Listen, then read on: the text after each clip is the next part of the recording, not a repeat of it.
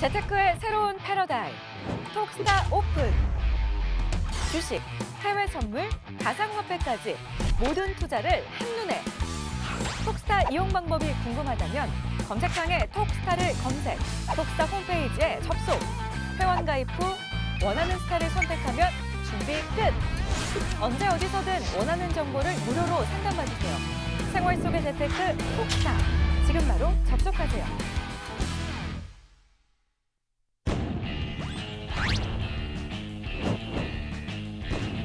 급등 가치주를 발굴하는 인공지능, 글로벌 시스템 트레이드 선구주자, 에이지 시스템 스타입니다. 네, 알겠습니다. 딜레마에 빠지기 쉬운 요즘 시장, 초심을 잃지 말자는 취지로 김몬스타가 이 시간을 통해서 주식에 대한 기초부터 탄탄하게 강의를 해주고 있는데요. 다음 주 목요일에도 이어서 기초 강의 해드린다고 하니까요. 주식 초보자분들도 함께 하시기 바라겠습니다. 다음은 에이지 시스템 스타와 강의 나눠볼 건데요. 우선은 오늘도 역시나 우리 개인 투자분들에게 상당한 반응을 이끌어냈던 암호화폐에 대한 주제를 준비하셨다면서요. 네.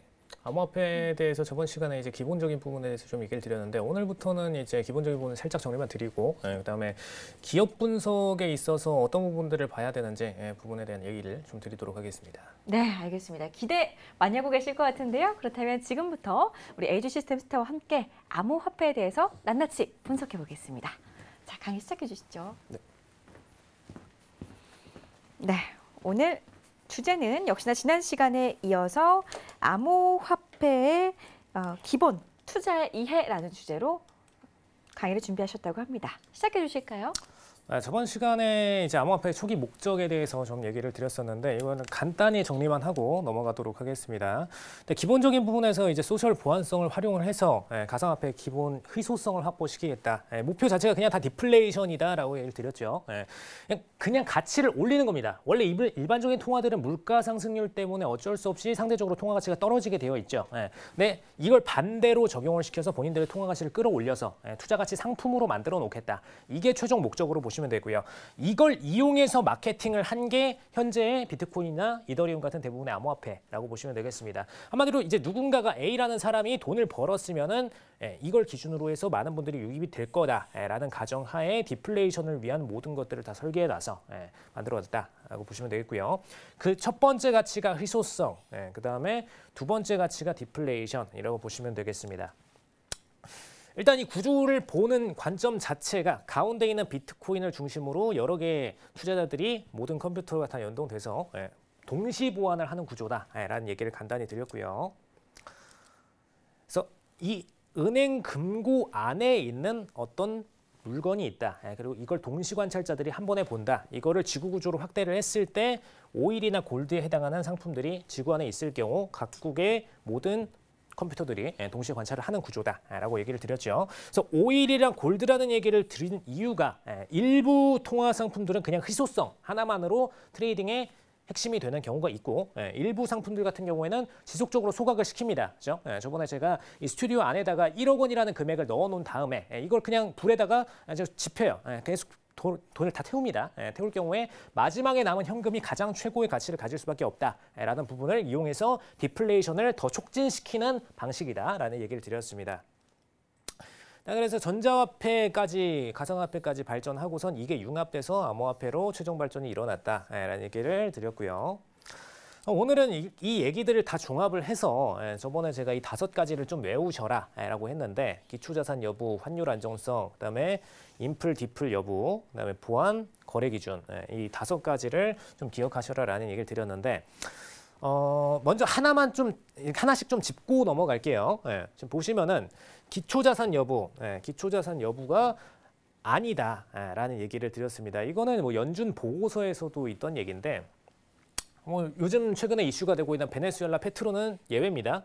이 친구들은 기초자산의 근거에서 만들었어요. 오일의 근거에서 만들었습니다. 그렇기 때문에 자산 자체가 암호화폐이더라도 오일은 지속적으로 가격이 상승할 수밖에 없는 상품이죠. 일단 태우기 때문에 그 디플레이션 효과를 이용해서 만든 상품이라서 떨어지는데 한계가 있습니다. 근데 일반적인 다른 암호화폐들은 이런 기초자산이 없어요. 저희의 원화, 뭐 달러화, 어떤 통화든 마찬가지입니다. 베네수엘라 페트로를 얘기를 드렸으니까 그냥 바로 여기서 빼가지고 이들의 법정 통화, 볼리바르 얘기를 드리면 될 것 같아요. 볼리바르죠. 얘네 통화가. 네, 이 통화 같은 경우에는 지속적으로 가치가 하락이 발생했습니다. 즉 인플레이션이 발생을 했죠. 일단 GDP가 공격적으로 최근에 오일가, 유가 하락으로 인해서 떨어졌습니다. 그래서 그걸로 인해서 전체적으로 국가 경제가 안 좋아졌고요. 그것 때문에 당연히 통화가치 하락, 인플레이션이 발생할 수밖에 없었습니다. 근데 이거를 중앙은행에서 가운데서 수급 동향만 가지고선 컨트롤을 잘 해주면은 어느 정도 브레이크를 살짝은 걸어줄 수는 있어요. 근데 인플레이션을 일단 기본적으로 막으려면은 기본적으로 일단 통화가치 하락을 막을 수 있을 만큼의 경제 구조가 갖춰줘야 된다라는 부분이 핵심이고요. 근데 그거를 갖추지 못했을 경우에는 이런 상태가 발생을 합니다. 그래서 지금 비트코인이 급락세로 전환을 했는데 철저하게 수급 이전 종목이기 때문에 본인들이 다 수급을 팔아서 한마디로 그냥 매각 물량을 늘리는 거죠. 매도 물량을 늘리면은 당연히 가치가 하락할 수밖에 없고 당연히 수급상으로 수급 구조가 늘어나면은 매수 수요가 늘어나면 상승이 일어날 수밖에 없는 구조다라는 게 기본적인 부분입니다. 근데 거기서 브레이크를 걸어줄 수 있는 기초 자산이 없다라는 게 대부분의 통화 상품들이고요. 환율 안전성이 바로 여기서 연동되는 부분입니다. 기본적으로 이제 기축 통화들, 지금 달러 인덱스 그리고 뭐 파운드, 엔화, 뭐 위안화 등등의 기초 핵심 자산을 담당하고 있는 기축 통화들 같은 경우에는 이 환율 안정성이 높기 때문에 기축 통화로서 평가를 받고 있는 거죠. 경제 규모가 큰 것도 있습니다. 경제 규모가 큰 것도 있지만 기본적으로 환율 변동성이 작다면은 이 통화들은 다른 국가들을 대표하는 화폐로서 다른 국가들의 환율 변동성을 기준으로 하는 화폐로서 사용할 수가 있다라는 관점에서 환율 안정성을 평가받는 부분인데 최근에 달러 인덱스 같은 경우에는 기본 박스권이 이제 100선에서 옛날에 오바마 행정부 때입니다. 80선 사이에서 약 20 정도의 박스권 안에서 움직였는데 트럼프 정부 들어서고 나서 이게 103선 정도까지 더 증가를 해줬어요. 위아래로 상하방 박스권이 증가를 했습니다. 이것 때문에 환율 안정성이 떨어지면서 위안화가 고평가를 상대적으로 받고 있죠. 마찬가지로 이런 부분들이 환율 안정성이 높으면 높을수록 통화로서 활용될 수가 있다라고 보시면 되겠습니다. 그다음에 지금 인플레이션, 디플레이션 여부 이거를 써드렸는데 설계 당시 비트코인은 철저하게 디플레이션을 목적으로 만들어졌다라는 얘기를 드렸어요. 가치 상승이죠. 가치 상승. 근데 이것 때문에 통화로서 활용을 못하게 됐습니다. 왜냐? 지금 위에서 환율 안정성 얘기를 드렸죠. 저희가 통화로서 쓰려면은 당장 저희가 외국을 나가요. 외국을 나가서 지금 미국을 가려고 합니다. 그럼 달러를 사야 되는데 어제 1,000원이라는 걸 딱 보고서 왔어요. 1,100원이라는 걸 보고선 공항에 갔더니 900원이래요. 그럼 저희 여행 계획이 다 망가지죠. 그렇죠? 당장 뭐 기업에서도 오일을 사려고 했는데 오일을 사려고 약 뭐 1,000억 원 정도를 준비를 해놓고서 있다가 만약에 딱 오일을 구매하려고 갔더니 가격이 폭등을 했습니다. 2,000억 원이래요. 그럼 이 통화 안정성만으로 본인들이 보는 손실이 어마어마해지죠. 그것 때문에 화폐 결제 수단으로서 쓰일 수가 없다라는 게 이 인플 디플을 가장 크게 보유하고 있는 통화들이 가지는 문제점입니다. 그래서 이 인플 디플은 장점이 될 수 있지만 특히 인플은 뭐 단점이죠 무조건. 디플은 장점이 될 수 있지만 디플을 가진 통화들은 기본적으로 인플도 쉽게 당할 수가 있기 때문에 그 점에 있어서 결제 수단으로 쓰기가 어렵다라는 부분이 핵심적인 부분으로 보시면 되겠습니다. 그래서 지금 시장이 이 통화로서 쓰일 수 없다는 부분 때문에 또 인플이 생기고 있어요. 통화 가치 하락이 또 나오고 있는 겁니다. 본인들은 다 통화 가치가 될 줄 알고 이게 결제 수단이 될 줄 알고 글로벌 결제 수단이 될 줄 알았는데 안 된 거예요. 그래서 인플이 나왔다라고 보시면 되겠습니다. 그래서 이것 때문에 가치가 하락하고 있는 만큼 저희는 미리 비트코인 ETF 인버스를 준비하셔야 된다 얘기를 했죠. 매도 준비하셔야 된다. 근데 이게 해외 선물장을 우리나라가 먼저 도입을 오케이를 승인을 해줬다면은 그냥 해외 선물에서 매도를 치면 되는데 이 승인을 안 해줬기 때문에 저희가 굳이 뒤늦게 기다려가면서 CBOE나 CME 측에서 ETF 상품이 오픈될 때까지 기다려주고 있는 겁니다. 일단 오늘장 기준으로 간단히 뭐 하나 얘기를 드리자면은 ETF 이왕 얘기가 나왔으니까요. NYSE 지금 마크 쪽에서 승인이 거절이 났어요. ETF. SEC 쪽에서 승인 거부 처리를 했습니다. 근데 이 NYSE 상품은 사실 선물 상품이랑 좀 괴리감이 있어요. 그래서 CBOE 측에서 내놓는 상품들이 조금 더 신뢰감 있게 받아들여질 수는 있습니다. 근데 이거는 9월 말에 승인 처리가 나니까요. 그건 좀 더 지켜보시면 될 것 같습니다. 그러면은 그 ETF장이든 어떤 장이 되었든 저희가 거래를 해야 될 암호화폐를 선정을 해야 되는데 선정을 할 때 있어서 제일 중요한 부분들 첫 번째로 미리 좀 타이틀만 적어드릴게요. 지금 기업 분석은 당연히 이 암호화폐를 발행하는 기업에 있어서 제일 중요한 수단입니다. 예, 제일 중요한 기업의 가치 부분이고요. 이 기업들이 얼마나 자본 규모를 가지고 있고 본인들 개발자들이 얼마나 라인업이 좋은지 이 부분이 기본적으로 중요하기 때문에 기본적인 기업에 있어서 기업 분석이 중요한 부분이고요. 그다음에 두 번째가 기술 분석, 세 번째가 마케팅 분석입니다. 딱 이렇게 세 가지만 아시면 돼요. 근데 왜 지금 기업부터 기술, 마케팅 이렇게 세 가지로 나눴느냐 하나하나 좀 풀어드리겠습니다. 일단 현재 암호화폐 시장이 1세대, 2세대를 거쳐서 3세대까지 왔어요. 근데 1세대, 2세대 그냥 쉽습니다. 1세대가 비트코인. 비트코인은 뭐 못 들어보신 분들은 없을 거예요. 주식하시던 분들도. 2세대가 이더리움입니다. 뭐 1이더, 2이더, 3이더 이러는 단어 들어보셨죠? 이더리움이 러시아 측 출신이었던 이제 비탈리 부테린이 만들었어요. 그래서 이 친구들은 굉장히 좀 영한 친구들인데 비트코인의 장단점을 다 그대로 빼가지고 지금 이더리움이라는 플랫폼을 구축을 시켰습니다. 그래서 여기서 3세대 코인들이 다 탄생을 했어요. 대부분이. 그래서 이 3세대 코인 같은 경우에는 우리나라에서 이제 올해 초에 미친 듯이 샀던 리플이 있죠. 리플. 리플 하면은 이제 막 리또속 여러 단어들이 좀 존재를 하는데 리플을 구매하셨다가 손절 내시고 어마어마한 손실을 보신 분들이 많습니다. 그만큼 이제 3세대 코인들에서는 개수가 어마어마하게 많아졌어요. 1000개 넘어간 지 오래입니다. 그래서 개수가 어마어마하게 많아졌기 때문에 이 코인들이 전부 다 투자 집중을 만들어내다가 이 돈들이 전부 다 분산돼서 3세대 코인들로 뿌려졌기 때문에 자본시장 전체는 암호화폐 시장 전체는 늘어났습니다. 근데 개별 종목들에 대한 투자 가치는 점점 하락을 했다라는 부분이 핵심입니다. 그래서 이게 1세대, 2세대를 거쳐서 3세대 상황에서의 차이점이라고 보시면 되겠고요. 사실 이더리움이 플랫폼을 누구나 암호화폐를 다 쉽게 만들 수 있도록 만들어줬어요. 그것 때문에 3세대에서 갑자기 폭등을 해준 겁니다. 개수가 많아졌어요.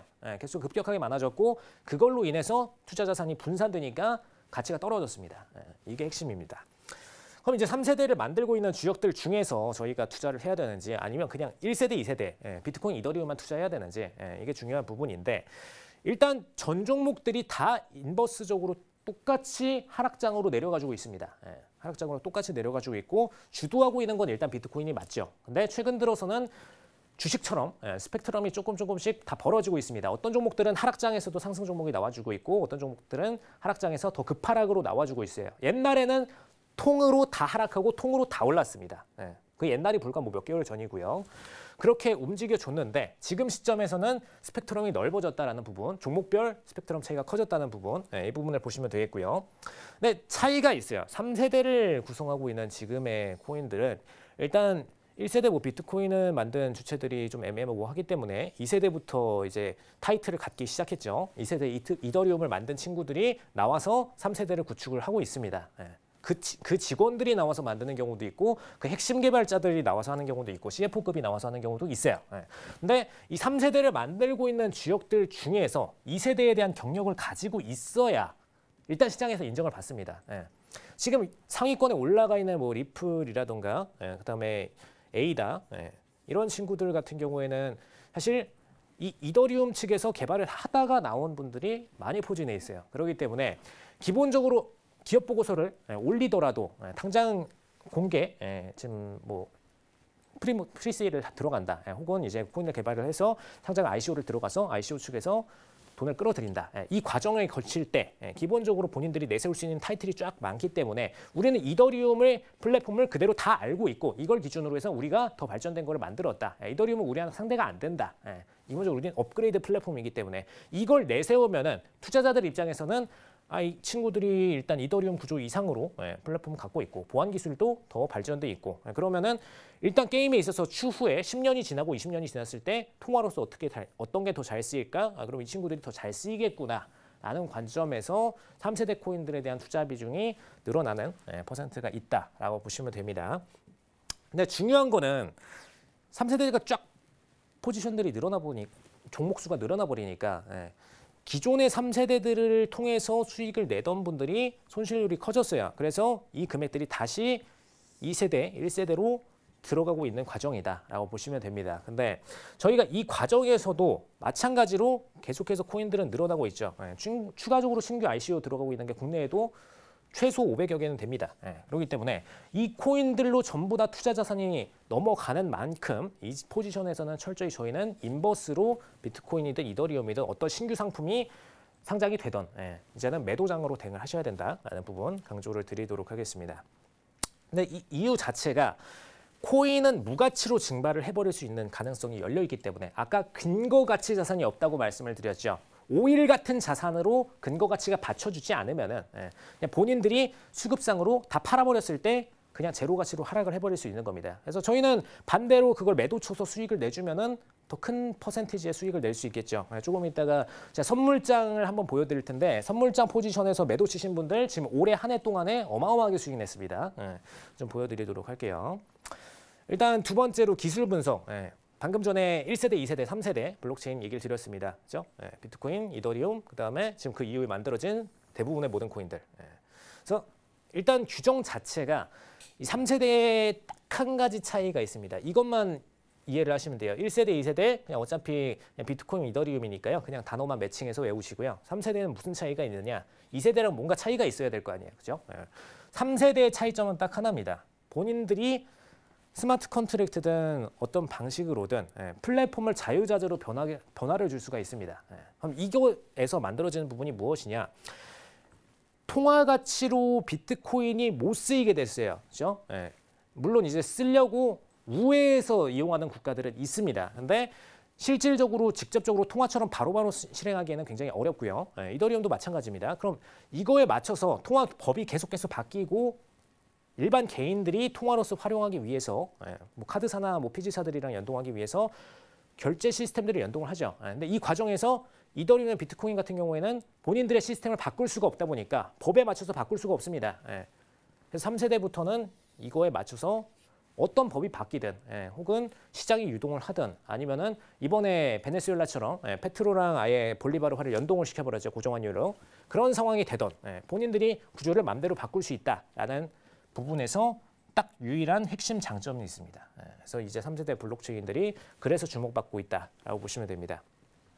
물론 그 안에서도 뭐 프로토콜, 프로그래밍 언어, 내부 규정, 뭐 체결 방식 이런 것들이 다 차이가 있는데 이거는 다 개별 종목들마다 다르기 때문에 이걸 파고 들어가려면 한도 끝도 없죠. 이거는 뭐 증권스쿨 나중에 오프라인 강의로 들어오셔가지고 배우시면 됩니다. 마지막으로 이제 마케팅 분석까지만 좀 얘기를 드릴 텐데 일단 마케팅 분석에 있어서 암호화폐가 실질 경제가 수용하지 않으면 해당 코인 결말은 인플레이션 쪽으로 들어간다는 얘기를 드렸습니다. 그럼 일단 통화가치 하락 쪽으로 영해가치에 수렴할 수 있다 얘기를 드렸는데 일단 마케팅이 제일 중요한 이유. 이번에 에이다 같은 경우에는 잘 만들었죠. 에이다 잘 만들었습니다. 근데 리플에 밀렸어요. 그죠? 리플이 지금 3위입니다. 뭐 변동은 계속해서 있었지만 다시 3위로 올라가고 다시 3위로 올라가고를 반복을 하고 있어요. 근데 이 친구들이 에이다 같은 경우에는 아예 그냥 이더리움에서 나와가지고 대놓고 차렸는데 리플 같은 경우에는 마케팅을 너무 잘했어요. 그냥 계속해서 사업 구조 연동을 다 시켜버렸습니다. 미국에서 최근에 이제 결제 시스템 중에서 은행 뱅크들 중에서 소규모 뱅크들이 있습니다. 카드는 갖고 있는데 소규모예요. 그러면은 지금 뭐 아멕스 같은 경우에는 이제 대규모 카드사고 뭐 그 외에도 뭐 JP모건 등등등 은행사들이 전부 다 카드 시스템들을 보유를 하고 있는데 이 친구들은 굳이 우리가 암호화폐까지 연동을 시켜서 매출을 증가시켜야 되니라는 퀘스천 마크가 던져질 수가 있습니다. 근데 이 퀘스천 마크랑 상관없이 본인들이 지금 망하게 생겼거나 카드사 문을 닫아야 되게 생기는 그런 기업들 같은 경우에는 이 친구들이랑 제휴를 다 맺습니다. 리플이든 어느 암호화폐든 제휴를 맺어서라도 이 매출을 끌어들여서 본인들의 매출로 전환을 시킬 수가 있다면 오케이를 하죠. 그것 때문에 제휴를 맺는 관계에 들어갔는데 이 친구들이 그걸 제일 잘했습니다. 미국 소규모 업체들만 중심적으로 노려가지고 전부 다 제휴를 짜라락 맺어놨어요. 물론 이더리움 같은 경우에는 사실상의 어떤 결제 시스템으로 연동되지는 않지만 그냥 나중에 추후 우리가 제휴 관계를 맺을 수도 있다라는 이더리움 플랫폼을 외부적으로 만들어서 사실상 홍보 수단으로만 사용을 했지만 이 친구들은 본격적인 결제 시스템으로 쓸 수 있는 계약서들만 많이 체결을 시켜놨습니다. 그것 때문에 마케팅상으로 일단 기업들이랑 여러 군데를 맺어 놓으면은 일단 외부인들이 트레이더들이 볼 때 아니면 괜찮지 않나. 다른 종목들 대비해서 충분히 미래 가치가 있지 않나. 그리고 선점 딱 해버리고 나면은 추후에 다른 통화들이 망할 때 이 친구들은 그래도 살아남지 않을까라는 기대감 때문에 상위권을 차지하게 됐죠. 그래서 이게 마케팅에서 제일 중요한 부분입니다. 이게 기본적으로 깔려 있지 않으면은 지금 새로 만들어지는 코인들 중에서는 충분히 앞에 기술을 다 연구하고서 만들어졌기 때문에 앞에 기술보다 더 뛰어난 친구들이 있어요. 근데 눈에 안 띄죠. 이름도 모르죠. 저희 상위권 10위권 이내에서 벗어나면은 그 다음부터는 이름도 잘 모르는 코인들 많습니다. 근데 그 친구들은 마케팅을 못했기 때문에 그리고 후발주자로 등장을 했기 때문에 일단 마케팅에서 시장 과정을 먼저 한 친구들이 당연히 유명할 수밖에 없죠. 그래서 그 후발주자들은 당연히 밀릴 수밖에 없다라는 부분 딱 이해를 하시면 되겠습니다. 네, 그래서 일단 마케팅 분석까지 좀 얘기를 드렸는데 토탈 전망 분석까지 얘기를 드리겠습니다. 일단 이 세 가지 앞에 기업 분석, 기술 분석, 마케팅 분석 이 세 가지를 기준으로 암호화폐 전망 분석을 들어가셔야 되는데 일단 기초 자산에 기반해 있는 상품들이 없기 때문에 거의 없기 때문에 페트로 같은 경우는 기초자산 기반이기 때문에 세잉하셔도 안정성이 어느 정도는 보장이 됩니다. 근데 나머지 통화들 같은 경우에는 그냥 일반 기업들이 만들어서 뿌렸어요. 그렇기 때문에 이 기업들이 망하면은 끝나는 겁니다. 그래서 그 자산에 있어서 기초 자산의 가치 평가가 불가능하고 절대 가치 평가가 불가능하기 때문에 탁코인 대비 기술, 그다음에 마케팅, 그다음에 기업 자체의 뭐 자본 구조가 될 수 있고요. 기업 자체 분석에 기준을 해서 기본적인 평가를 들어가셔야 상대적 평가를 성공을 하실 수가 있다. 그다음에 나머지는 전부 다 수급으로 넘어가시면 됩니다. 거래소 안에서 차트 거래 보시고 수급 동향 보시면서 트레이딩으로 들어가시면 제일 깔끔한 트레이딩이 되실 수가 있죠. 근데 반대로 저희가 지금 이걸 강조드리는 이유가 수급이랑 상대적 평가를 강조드리는 이유가 오히려 만약에 해외 선물장에 모든 코인들이 오픈이 됐다. 그렇게 가정을 해볼게요. 모든 코인이 오픈이 됐을 경우에 가장 가치가 없는 코인들을 매도를 촥 쳐버리면은 제일 고수익을 낼 수가 있겠죠. 그 친구들이 영의 수렴에 나갈수록 점점점 저희는 빠르게 수익률을 거둬갈 수가 있습니다. 그래서 그런 부분에 있어서 상대평가가 중요하다라는 얘기 정리해 드리도록 하겠습니다. 다음번 강의가 한번 나왔는데 다음번 강의 때는 이제 선물장, 그다음에 현물장 두 가지를 비교를 해서 웹 대폭락장이 나왔는지 부분을 집중 분석을 드리도록 하겠습니다.